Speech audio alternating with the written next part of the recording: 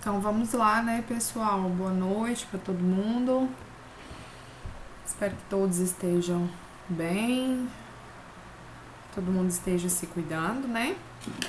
E hoje a gente vai dar continuidade na nossa matéria da semana passada. Nós ainda estamos estudando sobre as principais, né, urgências e emergências nas gestantes, né? E nós vamos findar ela essa semana e hoje também eu vou passar uma atividade avaliativa para vocês do módulo passado que nós tivemos.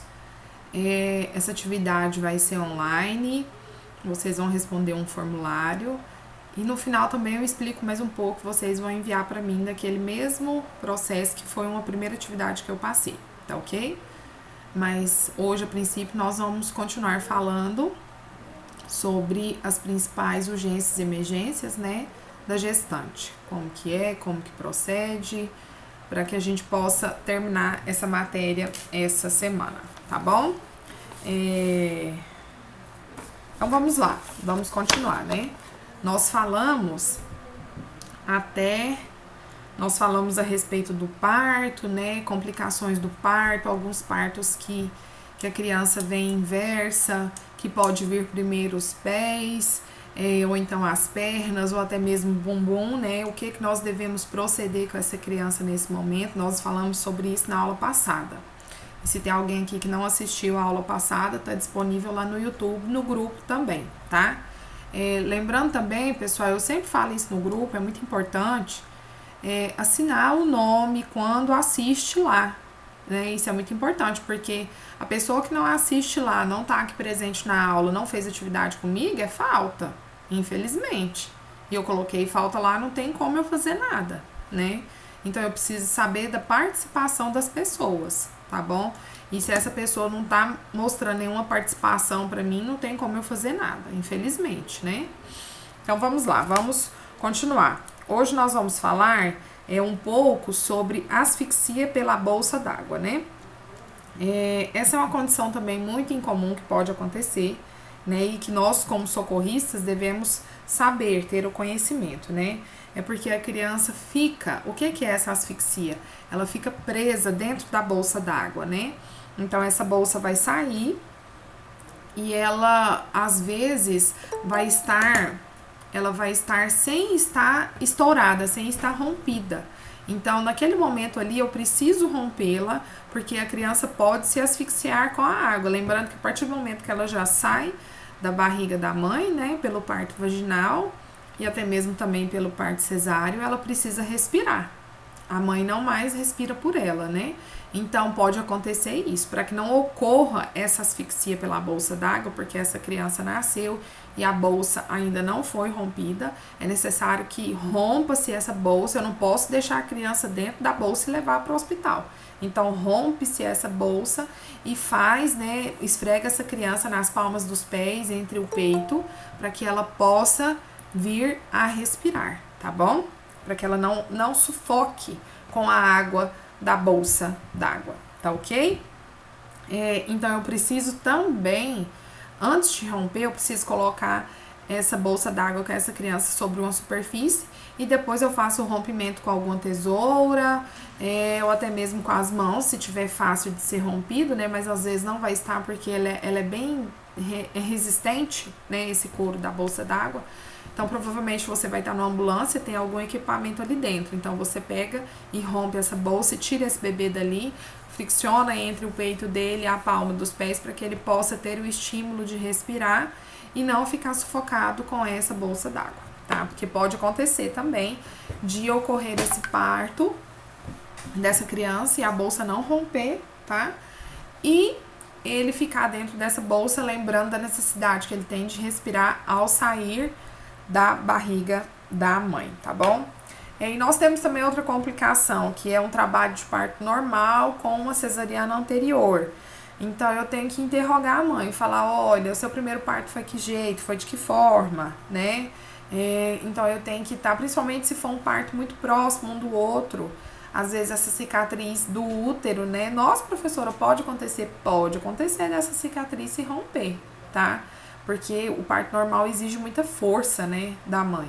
E essa cicatriz ali que a gente sabe que o parto cesariano, ele corta todas as camadas de tecido, ele chega e corta um órgão, né, pessoal? Então, não é um corte simples, é um corte bem complexo. Então, pode acontecer, principalmente se forem partos próximos, tá? Então, eu preciso correr com essa mãe, principalmente se ela tiver histórico de parto cesáreo anterior e estiver em trabalho de parto normal, tá bom? Então, eu tenho que já transportar essa mãe imediatamente para o hospital. Não fique enrolando, porque pode acontecer essa ruptura da cicatriz cesárea, tá? Quando é parto de gêmeos, né, partos múltiplos, então essa mãe também é considerada risco, né, principalmente se ela estiver em trabalho de parto normal, porque vai sair só uma criança de cada vez, e nós não sabemos como que essa outra criança vai sair, às vezes pode até demorar um pouco, tá, alguns minutos de diferença, isso pode acontecer, tá bom? Então, eu tenho que ficar atento a isso. Depois que a primeira criança nasceu, então, a gente deve observar, verificar, contar os minutos. E se por algum acaso essa mãe, ela já tiver outros partos, vai ser mais fácil. Mas se não, se for o primeiro parto dela, e principalmente de gêmeos, eu corro com essa mãe, tá?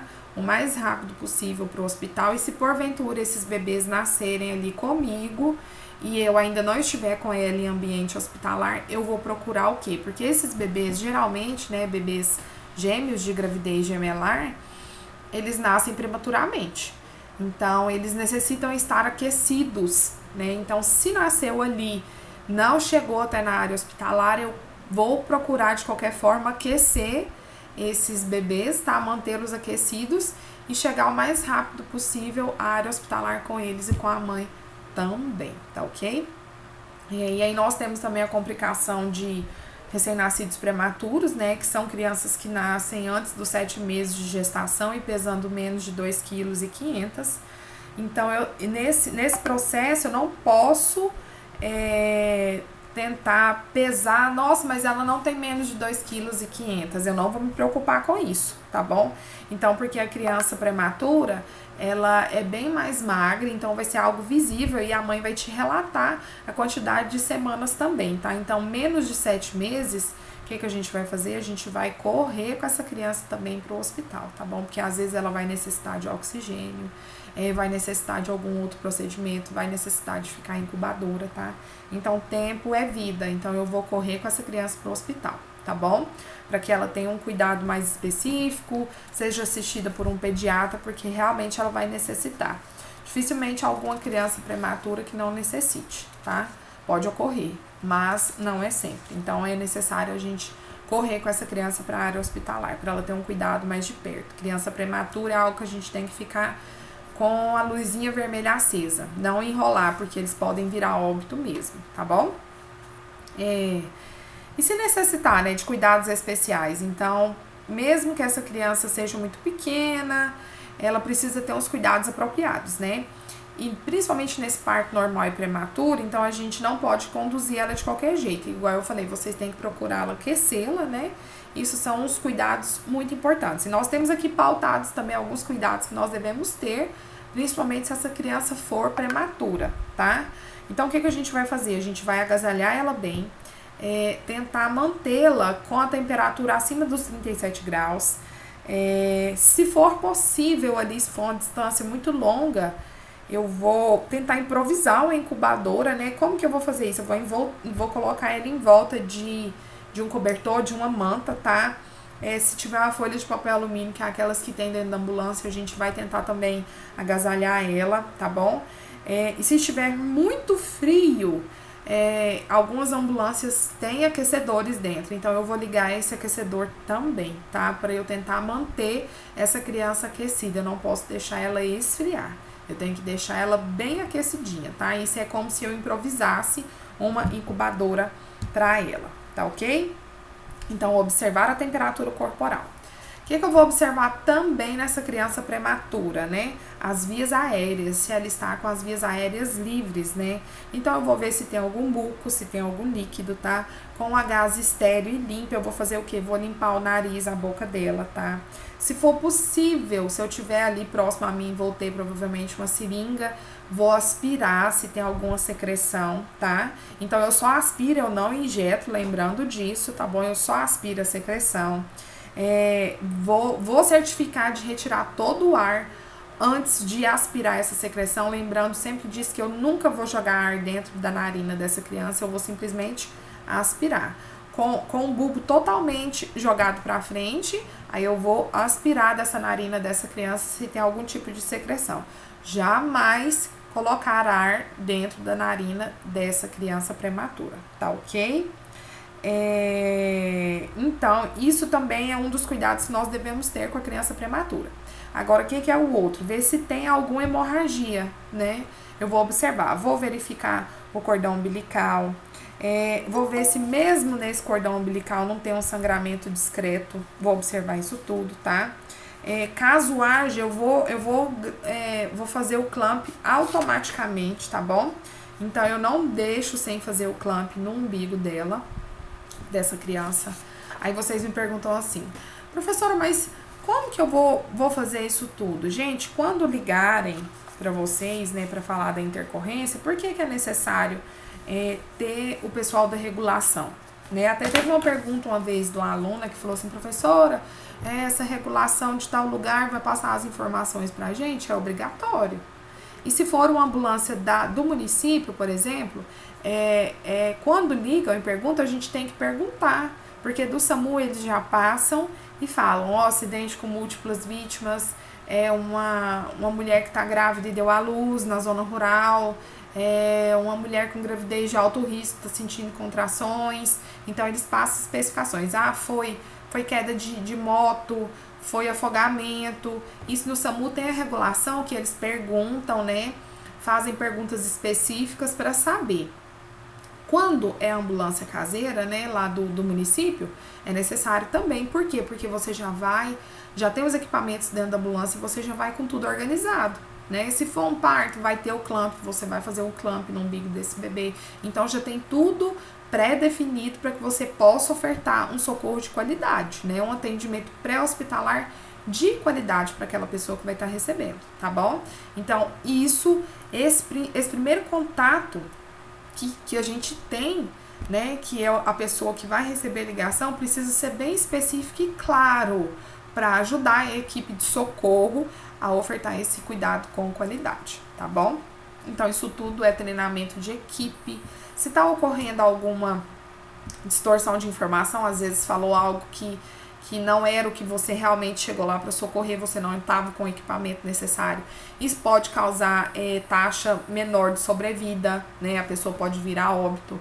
Então, isso tudo é necessário ter essas capacitações em equipe, né? Ter alguém ali que seja entendido dos assuntos de saúde, que vai fazer essa regulação, que vai receber essa ligação e vai passar as informações para a equipe de socorro, tá? Isso é muito importante.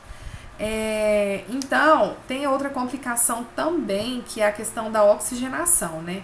Às vezes essa criança não vai querer respirar, ela vai começar a ficar cianótica, né? Então, isso tudo, o que nós temos dentro da ambulância também?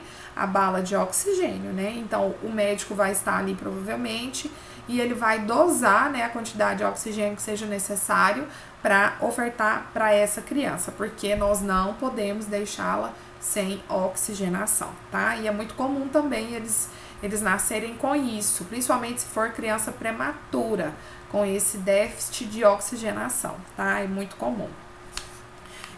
Que eles são propícios também à contaminação, porque eles são muito sensíveis, né? A criança prematura, ela é muito suscetível a infecções. Por quê? Por causa de imunidade, por ter nascido antes do tempo, então ela não tá com formação toda, né? Então, o que eu vou fazer? O que é o cuidado que eu vou ter? Eu não vou tossir, não vou espirrar, não vou falar próximo a ela e da face dela também. Vou manter essa criança afastada quando for prematura, pessoal. Estamos falando sobre sobre crianças prematuras. Vou manter afastada das demais pessoas, tá? Vou tentar manter ela quente, com oxigênio, tá bom?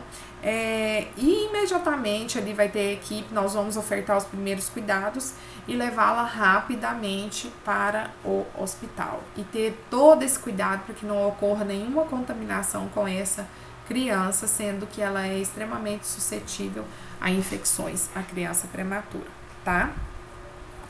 Uma outra complicação que nós temos também nas mulheres grávidas, né, nas gestantes, é o abortamento, né, que é muito comum entre as mulheres.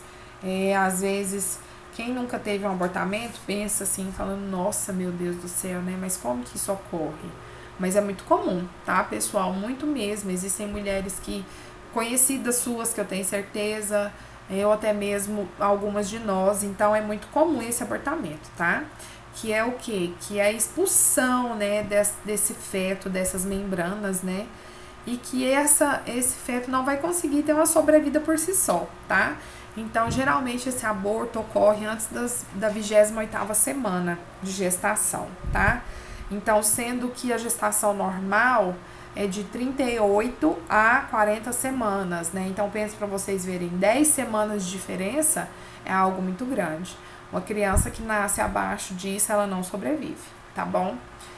Não tá com as vias aéreas com o pulmão totalmente maduro, outras demais complicações, então é bem complicado, não consegue sobreviver. Então, o abortamento é a expulsão desse feto de dentro do corpo da mãe antes dessa 28ª semana, tá? Sendo que o normal o nascimento é de 38 a 40 semanas, tá bom?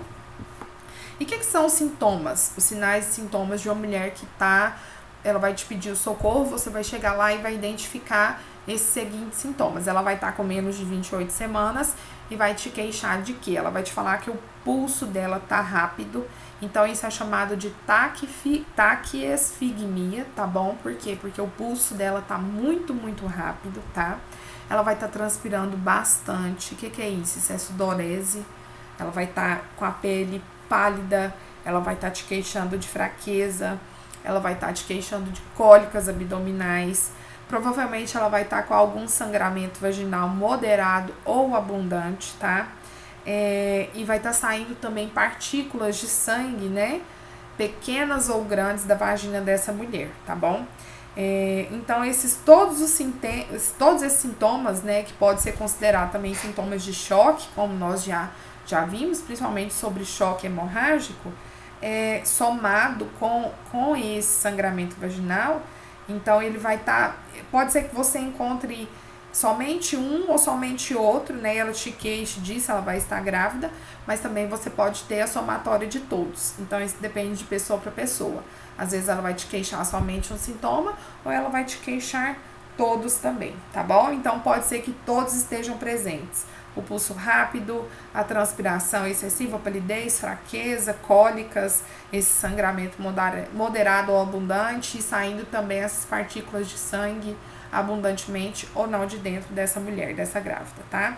E o que a gente vai fazer com essa mulher, né, grávida, se eu encontrar ela desse jeito? Então, o que eu vou fazer? Eu vou colocar ela lateralizada, porque isso vai ajudar a diminuir a dor, diminuir as cólicas, porque se eu coloco ela com a barriga para cima, ela vai sentir mais vontade, mais estímulos de fazer mais força. Então, eu coloco ela lateralizada, porque isso vai ajudar, né? Às vezes eu até consiga, né, se eu colocando ela dessa forma, com que ela não aborte essa criança, ocorra só um sangramento ou um deslocamento de placenta, então isso eu vou ajudá-la. Vou conservar o corpo dessa gestante aquecido, tá? Vou colocar as mantas por cima dela, os cobertores, vou molhar os lábios dela se ela tiver sede ou não, tá bom? Não vou deixar ela tomar água, tá? Porque às vezes pode ser necessário que ela faça alguma cirurgia, alguma coisa assim. Já vou constatar, já vou chamar o anestesista do hospital, porque às vezes ela vai precisar, né, provavelmente, porque se ocorrer o aborto, vai ser necessário fazer a curetagem nela, então ela vai ser necessário tomar anestesia. Tem todas essas precauções que eu tomo. Não vou tocar no ducto vaginal, no conduto vaginal dessa paciente, tá bom? Jamais, jamais, eu não sou habilitado para isso como socorrista para fazer isso. Nunca vou fazer isso, não toco, tá? Porque se ela tiver com alguma dilatação, algum sangramento, com alguma laceração no colo do útero, é o médico que vai fazer esse exame e vai ver e vai constatar. Não sou eu como socorrista, eu jamais faço isso, tá? Jamais. Porque além de ser uma via de contaminação, eu como socorrista não sei fazer isso, então eu não faço, tá? Vou colocar compressas e toalhas estéreis na abertura vaginal dela, não vou deixar essa mulher sangrando, a Deus dará, tá bom? Eu vou fazer isso por ela. E vou removê-la rapidamente dali para um hospital, porque lá ela vai ter um cuidado específico, lá ela vai ser assistida mais de perto, lá vai ser melhor para ela e provavelmente ela às vezes consiga não abortar essa criança. Então eu tenho todos esses cuidados e levo ela rapidamente para o hospital, tá bom? E nós temos também a respeito, nós vamos falar um pouquinho aqui sobre os traumas na gestação, né? Então, o que são esses traumas, né? A gestação, ela apresenta várias modificações fisiológicas e anatômicas na mulher. Então, isso pode fazer com que a gente tenha uma certa dificuldade em interferir na avaliação da paciente que esteja grávida e acidentada, tá? Esse trauma que eu estou falando aqui não é trauma psicológico, tá bom, pessoal? É trauma contuso mesmo, ela sofreu um acidente, tá bom? Então, é necessário que nós, como socorristas, né, possamos olhar ela e fazer uma avaliação diagnóstica de forma correta. Então, às vezes, se ela teve um trauma abdominal muito grande por causa da barriga, né, da bolsa d'água do bebê, vai ser difícil de eu distinguir. Às vezes não vai aparecer roxo, né? Enfim, a barriga já está inchada, porque a pessoa, quando ela não está grávida, a barriga fica roxa, a barriga fica inchada. Então, já dificulta um pouco essa avaliação. E ela vai te queixar, a mulher grávida, que ela passou por um trauma contuso, que ela bateu a barriga. Então, você não vai saber, vai ser mais inespecífico. Então, a gente tem que olhar, avaliar, fazer palpação, porque provavelmente ela vai estar te queixando de dor, tá? Então, as prioridades, né, nessa gestante são basicamente as mesmas da mulher não gestante, tá? Então, se for necessário ressuscitação, eu vou fazer da mesma forma, tá? Independente ou não da barriga dela tá ali, se for necessário, eu vou fazer a massagem cardiorrespiratória do mesmo jeito, tá?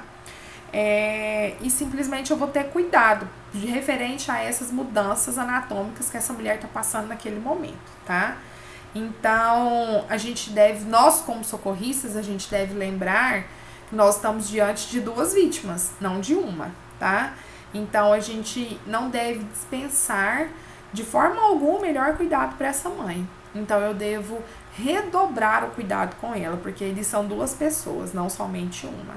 Então, eu devo ofertar tudo aquilo que seja necessário para ela, tá ok? E aí, nós sabemos dessas alterações que ocorrem, né, no corpo da mulher. Então, para vocês terem uma noção, para vocês terem um pouco de como que isso ocorre. Até a 12ª semana, até o 3º mês, né, o útero, ele encontra-se confinado na bacia óssea ali da mãe. Então, na maioria das vezes, a mulher que está nesse período de gestação, ela não tem barriga. E essa estrutura óssea que nós temos, né, que esse osso nosso da bacia, ele protege o feto durante esse período.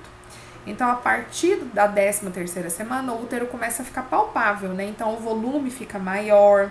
E por volta da 20ª semana, que é o 5º mês, essa barriga tá a nível ali da cicatriz umbilical. Então, ela tá um pouco maior. E à medida que essa gestação vai chegando ao fim, né? O útero vai ocupando praticamente todo o abdômen, né? Todo esse espaço que tá aqui ao abdômen. Então, ele chega até o nível dos arcos costais, que é as nossas costelas. Então, essa barriga fica bem grande. A partir da 36ª semana por aí, que é o 9º mês, é possível chegar até os arcos costais, que são as nossas costelas. E aí o útero vai ficando crescido, o abdômen vai ficando mais evidente, e, consequentemente, com ele, o feto, né, fica exposto a traumas diretos e a possíveis lesões que podem acontecer, né? Não é porque elas estão grávidas que estão livres de acontecer acidentes.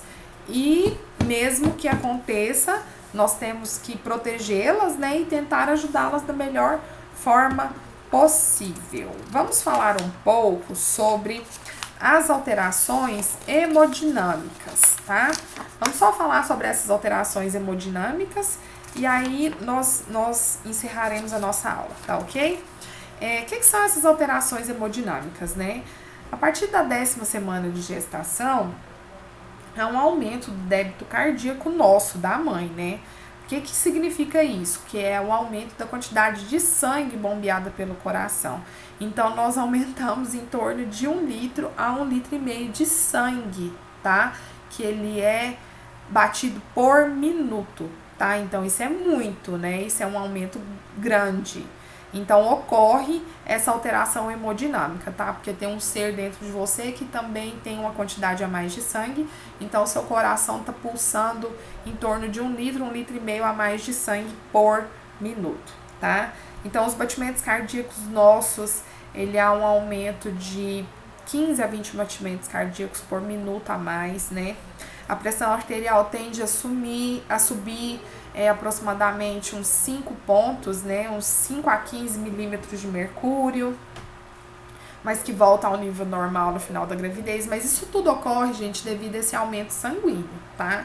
Esse batimento cardíaco, essa pressão. Então, por isso que a gestante tem que ter todo um cuidado, né? Cuidado com a alimentação, cuidado em fazer um tipo de exercício leve, porque isso tudo vai ajudar o corpo dela a se adaptar a todas essas transformações que ocorrem, tá? E também algumas alterações ocorrem devido ao útero fazer uma compressão sobre a veia cava inferior, que é uma veia de maior calibre que nós temos, que ela pulsa diretamente o sangue para o coração. Então, isso, né, essa veia cava, ela tende a fazer uma força maior para fazer esse batimento desse sangue que é aumentado, né, dentro do corpo da mulher gestante. E como ela ainda fica comprimida, ela tem que trabalhar com mais força para ofertar esse sangue para o coração e em quantidade maior, tá? E aí nós temos também o aumento do volume de sangue, que é mais ou menos de 40% a 50%, né, no último trimestre da gestação. Em função desse aumento de sangue, essa mulher pode chegar, né, por exemplo, se ela tiver uma perca corpórea, né, sangue, né, principalmente se ocorrer um aborto ou até mesmo um trauma, né, com ela, mas em traumas que nós estamos falando aqui na gestação, se ocorrer uma perca de sangue grande, essa mulher pode até perder o bebê, pode ocorrer um choque fetal.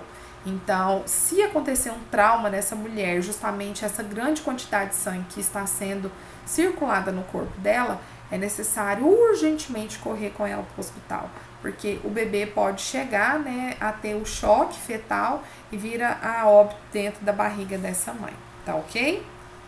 E aí nós temos também alterações no aparelho gastrointestinal, né, que são o que? A mulher pode apresentar retardamento no esvaziamento gástrico, que é a famosa azia, né, que a mulher sente.